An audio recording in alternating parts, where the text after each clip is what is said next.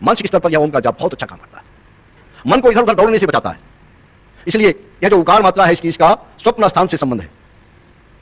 तीसरी सुषुप्ति अवस्था, इस अवस्था में जीवात्मा का मन के साथ भी संबंध टूट जाता है और जीवात्मा सुषुप्ति अवस्था में अपने निज स्वरूप में सिमट आता है। उपनिषदकार कहते हैं उस समय जीवात्मा ब्रह्म में लीन होता है। जैसे एक बच्चा अपनी मां की गोदी में मीठी नींद सोता है ना, ऐसे ही जीवात्मा सुषुप्ति अवस्था में उस परमपिता परमात्मा की गोद में सो जाता है, किंतु इसको आभास नहीं होता कि मैं ब्रह्म की गोद में सो रहा हूं। चेतना पूर्णतः लुप्त होती है, किंतु यह आत्मा का अपना निज स्वरूप है। आत्मा के अपने निज स्वरूप में ओम का जाप पहुंचाने में बहुत अधिक सहायक है, बहुत अधिक लाभकारी।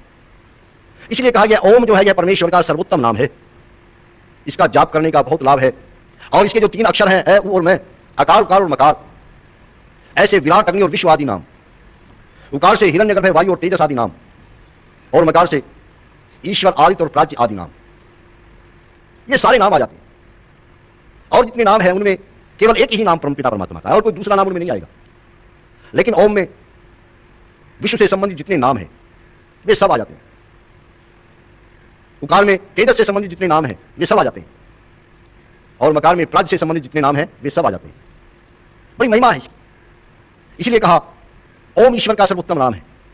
महर्षि ध्यान की बड़ी विशेषता रही है, उन्होंने जो भी कुछ सत्यार्थ प्रकाश के अंदर लिखा वह ऋषियों द्वारा अनुमोदित लिखा, वेदों द्वारा अनुमोदित लिखा, उपनिषदों द्वारा अनुमोदित लिखा, ब्राह्मण ग्रंथों द्वारा अनुमोदित लिखा।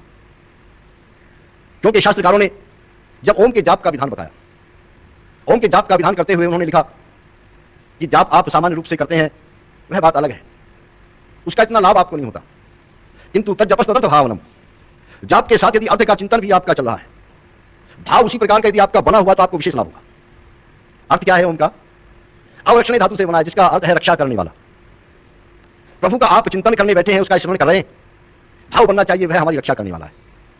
हर परिस्थिति में, हर विषमता में हमारी रक्षा करता है, केवल बाह्य रूप से नहीं, आंतरिक रूप से रक्षा करता है। हमारे अंदर हमेशा देवासुर संग्राम चलता रहता है, अच्छाई और बुराई के बीच में हमेशा संग्राम चलता रहता है। बुराइयों से हमारी रक्षा करता है, कुकृत्यों से हमारी रक्षा करता है। उन परिस्थितियों में जिनमें हम विवश होते हैं, हमें संसार की वासना रूपी लहरें अपनी ओर खींचती हैं और हम देख रहे हैं हम जिस रास्ते पर चले जा रहे हैं, भय जा रहे हैं, वह रास्ता तो अधर्म का रास्ता है, पाप का रास्ता है, किंतु आप अपने आप को उस रास्ते पर चलने से बचा नहीं पा रहे। ऐसी स्थिति में जरा उस प्रभु का, उस ओम नाम का जाप करें और ओम नाम का जाप करते समय भाव बनाए, प्रभु आप ही हमारी रक्षा करने वाले हैं, आपके बिना कोई हमारी रक्षा नहीं कर सकता, मैं तो विवश हूं, बहुत थोड़ी सामर्थ्य वाला हूं, इस भाव में बहा जा रहा हूं, आप हमारी रक्षा कीजिए। आप पाएंगे उस विषम परिस्थिति से जिससे आप भयभीत हैं, जो आपको बाहर ले जा रही है अपने भाव में, उस विषम परिस्थिति से आप सहज निकल आएंगे। बाह्य रूप से कोई आपका हित नहीं कर पाएगा, हर प्रकार से वह आपकी रक्षा करता है, क्योंकि उससे अच्छा रक्षा करने वाला, उससे बड़ा सहायक, उससे बड़ा शक्तिशाली संसार में कोई दूसरा है नहीं। वह जिसकी रक्षा करे उसका कौन बार बार कर सके? प्रभु कैसे रक्षा करता है? एक बार कहते हैं किसी राज्य में राजा के यहां कोई संतान उत्पन्न नहीं हो रही थी, बहुत सारे उपाय किए, मंत्र जप तप कराए, किंतु संतान उत्पन्न नहीं हुई। कुछ लोगों ने सलाह दी, राजन ऐसा लगता है कि देवी रुष्ट है आपसे, आप देवी के ऊपर भेंट चढ़ा दें, क्योंकि आपकी कुलदेवी यदि प्रसन्न हो जाएगी तो आपकी संतान पैदा हो जाएगी। राजा ने पूछा कुलदेवी को क्या भेंट चढ़ाऊं? कि किसी बालक की भेंट चढ़ा दीजिए। राजा ने कहा बालक कौन देगा अपना भेंट चढ़ाने के लिए? सारे पुजारी लोग कहने लगे इसके अलावा और कोई रास्ता नहीं है राजन। राजा को बड़ी चिंता हुई, कौन अपने बेटे को, कौन अपने बालक को भेंट चढ़ाने के लिए देगा? मंत्री ने कहा प्रयास कर देखते हैं महाराज। मुनादी करा दी पूरे राज्य में, राजा के यहां संतान पैदा करने के लिए, अपने बच्चे को देवी की बलि चढ़ाने के लिए जो देगा उसको मुंह मांगा धन दिया जाएगा। कौन व्यक्ति अपने बच्चे को भेंट चढ़ाए? बच्चे तो सभी को जान से ज्यादा प्यारे होते हैं, लेकिन एक परिवार में एक बच्चे की मां गुजर चुकी थी, केवल पिता था, और पिता भी शराबी कबाबी था, बच्चे का कोई ध्यान नहीं रखता। उसने देखा मुंह मांगा धन मिलेगा, इस बच्चे से पता नहीं कुछ मिले कि नहीं मिले, आगे क्या करना है मुझे? जाकर के कहा मैं अपने बेटे को आपको दे सकता हूं। राजा ने कहा ठीक है, जितना धन आपको चाहिए उतना धन आप ले सकते हैं। धन दे दिया। बेटे को लेकर के, उस बच्चे को लेकर के राजा चला। जब चला तो घर से बाहर निकलते ही उसने एक मिट्टी की ढेरी बनाई और फिर उसको तोड़ दिया, और थोड़ा आगे चला फिर दूसरी ढेरी बनाई, उसको भी तोड़ दिया, फिर तीसरी ढेरी बनाई, उसको भी तोड़ दिया, किंतु जब मंदिर के पास में पहुंचा तो एक चौथी ढेरी बनाई, उसको तोड़ा नहीं। राजा देख रहा है यह बच्चा बार बार ढेरी बना रहा है, तोड़ रहा है। पूछा ए बच्चे एक बात बता, मैं देख रहा हूं कि बार बार तू ढेरियां बना रहा है, तोड़ रहा है, लेकिन ये ढेरी बनाकर तूने तोड़ी नहीं है, क्या कारण है? उस बच्चे ने कहा, राजन आप जानना चाहते हैं ढेरियां बनाकर मैंने क्यों तोड़ दी? सुनो, जब बच्चा पैदा होता है तो उसकी सबसे बड़ी रक्षक उसकी मां होती है, जो अपने बच्चे के प्राण बचाने के लिए अपने प्राण न्यौछावर कर सकती है, अपने बच्चे पर आंच नहीं आने दे सकती। किंतु राजन, मेरे जन्म के कुछ समय पश्चात वह साया मेरे सर से उठ गया। मेरे प्राणों की रक्षा करने वाली मेरी मां मुझे बिलखता हुआ छोड़कर संसार से चली गई। वह यदि आज होती तो शायद है मैं आपके साथ भेंट करने के लिए न आता, भेंट करने के लिए न आता। इसलिए वहां से मुझे निराशा हाथ लगी। वो पहली ढेरी मैंने अपनी मां के नाम की बनाई थी, दूसरी ढेरी मैंने अपने पिता के नाम की बनाई, क्योंकि मां के बाद पिता बच्चों की रक्षा करता है, इसलिए उसको पिता कहा जाता है, रक्षा करने वाला होने से। किंतु महाराज, मेरे पिता ने तो स्वयं आपकी उसमें मुझे भेज दिया है, वो मेरी रक्षा नहीं कर सकी। तीसरा रक्षा करने वाला राजा होता है, प्रजा की रक्षा करता है, इसलिए राजा कहलाता है। सारी प्रजा उसकी संतान होती है, पुत्रवत होते हैं। किंतु राजन, आप तो मुझे स्वयं भेंट चढ़ाने ले जा रहे हैं, इसलिए आपसे तो रक्षा की आशा करना ही व्यर्थ है। तीसरी ढेरी मैंने आपके नाम की बनाकर उसको भी तोड़ दिया। किंतु ये जो चौथी ढेरी बनाई है ना मैंने, यह परमपिता परमात्मा के नाम की बनाई। मैंने सुना है कि जिसका कोई नहीं होता उसका वह परमपिता परमात्मा होता है, वह रक्षा करने वाला होता है। आज मुझे यह देखना है कि उस सर्व रक्षक से भी मेरी रक्षा हो पाती है कि नहीं हो पाती है, यह मुझे देखना है। इसलिए इस ढेरी को मैंने नहीं तोड़ा। बच्चे की बात को सुनकर राजा का हृदय एकदम बदल गया। ये कैसा विलक्षण बच्चा है, इसको मैं भेंट चढ़ा दूंगा, इसके बाद पता नहीं बच्चा हो कि न हो, और हो भी तो ऐसा विलक्षण हो कि न हो। इसलिए क्यों न इस बच्चे को ही मैं गोद ले लूं, अपना उत्तराधिकारी बना दूं। और राजा ने उस बच्चे को अपना पुत्र मानकर राज्य का उत्तराधिकारी बना दिया। वास्तव में वह रक्षा करता है, जो सच्चे मन से रक्षा की गुहार करता है, जो उस प्रभु को समर्पित हो जाता है, उसका कोई बाल भी बाका नहीं कर सकता। इसलिए ओम का जाप करते समय यह अर्थ अंदर गूंजना चाहिए कि वह हर प्रकार से हमारी रक्षा करने वाला है, सर्व रक्षक है। यह भाव बनेगा तो निर्भयता आएगी, हम निर्भय बनेंगे।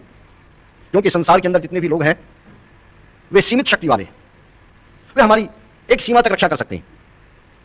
किंतु परमपिता परमात्मा तो असीम है, उसकी शक्तियां अनंत हैं।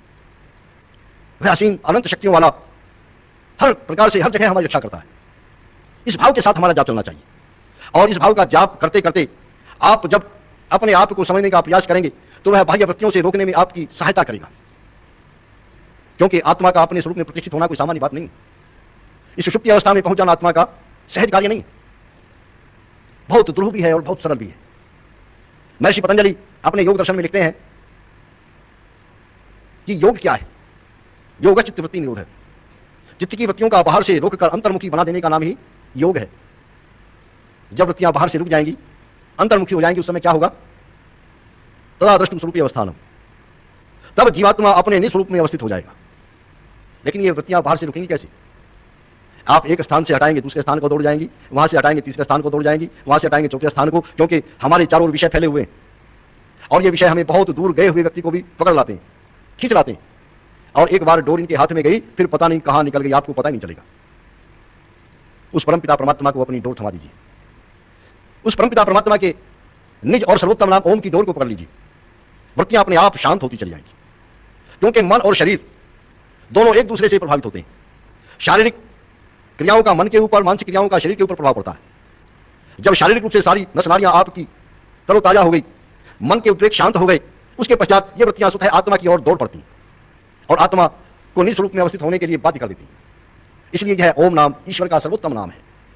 दूसरा एक कारण और भी है ओम को सर्वोत्तम नाम कहने का, और वो कारण यह है कि ये ईश्वर का निज नाम है, निज नाम है, मुख्य नाम है। अन्य जितने ईश्वर के नाम हैं जिनकी व्याख्या आप आगे सुनेंगे, वे सारे गुण क्रम स्वभाव के आधार पर हैं। ओम ईश्वर का निज नाम है। निज नाम क्या होता है? हर व्यक्ति का अपना एक निज नाम होता है। जैसे मेरा नाम ओम दत्त है, ये मेरा निज नाम है, लेकिन इसके अलावा भी मेरे अनेक नाम हैं। मेरा बेटा मुझे पिताजी कहता है, मेरी पत्नी मुझे पति कहती है, मेरी मां मुझे बेटा कहती है, मेरे पिता भी मुझे बेटा कहते हैं। जब मैं प्रवचन करता हूं उस समय मुझे आचार्य जी कहा जाता है, जब मैं लेखन कार्य करता हूं उस समय मुझे लेखक कहा जाता है, जब मैं बस में बैठा होता हूं उस समय मुझे यात्री कहा जाता है, जिस समय मैं कोई और दूसरा कार्य कर रहा होता हूं उस समय मुझे उसी नाम से संबोधित किया जाता है। जैसा जैसा मेरा गुण क्रम स्वभाव और उस गुण से जुड़े हुए संबंधों के द्वारा मेरे नाम अलग अलग होते चले जाते हैं, किंतु इन नामों का केवल क्षेत्र विशेष तक संबंध है। यदि आपको मेरे पास में पत्र पहुंचाना है तो आपको मेरा निज नाम लिखना पड़ेगा। ऐसा नहीं आप मेरे बेटे का नाम लिख करके लिख दें कि उनके पिताजी को मिले, आप मेरी पत्नी का नाम लिखकर लिख दें कि इनके पति को मिले, इससे काम नहीं चलेगा। मेरी मां का नाम लिख करके लिख दें इसके बेटे को मिले, इससे भी काम नहीं चलेगा। और पत्र में एक बार को काम थोड़ा बहुत चल भी जाए, आप जरा विचार कीजिए, यदि आप मकान की जायदाद की रजिस्ट्री करने जा रहे हैं, कोई महत्वपूर्ण दस्तावेज बनाने जा रहे हैं, उस समय आप किस नाम का प्रयोग करते हैं? निज नाम का प्रयोग करते हैं। उस समय आप बेटे का नाम लिखकर नहीं लिखते कि उसके पिता, पत्नी का नाम लिखकर के भी नहीं लिखते उसके पिता, मां का नाम लिखकर नहीं लिखते उसका बेटा। व्यक्ति का निज नाम लिखा जाता है, उसी का महत्व होता है। अब देखिए विलक्षणता क्या है, ये नाम सबके लिए अलग अलग है, लेकिन निज नाम सबके लिए एक होता है। मेरे बेटे से कोई पूछे आपके पिताजी का क्या नाम है, वह भी ओमदत कहेगा। मेरी पत्नी से कोई पूछे आपके पति का क्या नाम है, वह भी ओमदत बताएगी। मेरी माँ से कोई पूछे आपके बेटे का क्या नाम है, तो वह भी ओमदत बताएगी। आपसे कोई पूछे जो आचार्य जी प्रवचन करें इनका क्या नाम है, आप भी ओमदत बताएंगे। मैं यात्रा कर रहा हूं उस समय पूछे इस यात्री का क्या नाम है, तो वह भी ओमदत बताएगा। हर गौणिक नाम के साथ में मेरा निज नाम जुड़ा हुआ होता है, बिना इसके काम नहीं चलेगा।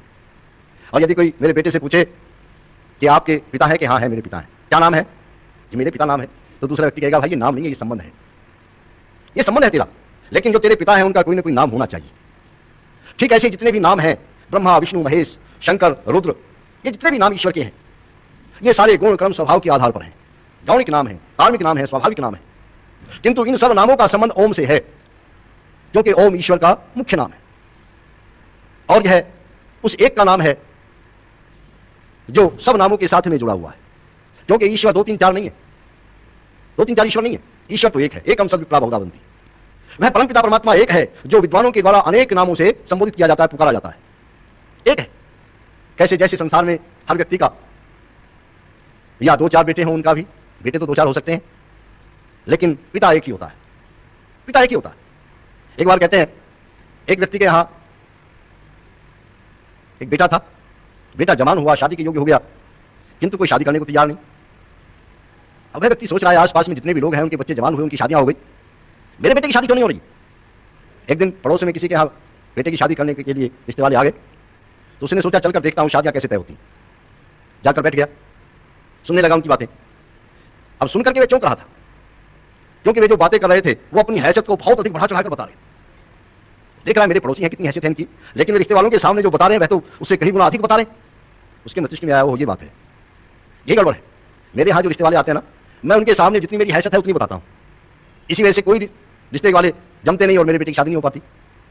बेटे की शादी करनी है तो अपनी हैसियत को बढ़ा चढ़ाकर बताना होगा। घर आया, घर आकर के बेटे को बुलाकर कहा बेटा एक बात सुन, यदि मैं घर पर हुआ तो कोई बात ही नहीं, मैं संभाल लूंगा, लेकिन यदि मेरे बाद में कोई रिश्ते वाला आ जाए और उससे बात करो तुम, तो उसके सामने अपनी हैसियत को बढ़ा चढ़ाकर बात बताना, जितनी है उतनी नहीं बताना, बढ़ा चढ़ाकर बताना। एक दिन पिता तो किसी काम से चला गया शहर से बाहर, और उसके यहाँ रिश्ते वाले आ गए।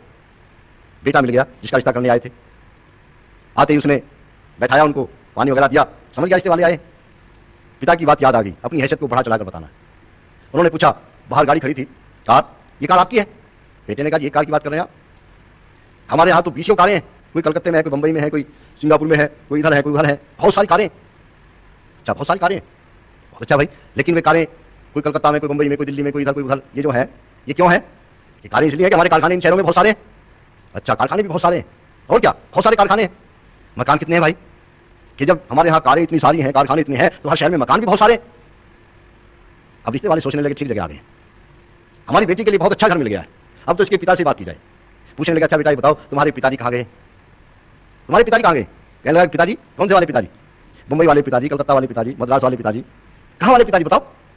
अब उनके कान खड़े हुए चौंकर कहने लगे बेटा एक बात बताओ, ये तो हमने मान लिया तुम्हारे कारें बहुत सारी हो सकती हैं, कारखाने बहुत सारे हो सकते हैं, मकान बहुत सारे हो सकते हैं, लेकिन बेटा ये गलत कह रहे हो, पिता बहुत सारे नहीं हो सकते, पिता तो एक ही होता है, पिता 2 3 4 नहीं होते। ठीक ऐसे ही संसार के अंदर वैभव तो बहुत हैं, किंतु इन वैभवों को देने वाला सृष्टि का रचयिता परम पिता परमात्मा एक ही है। वह अनेक नाम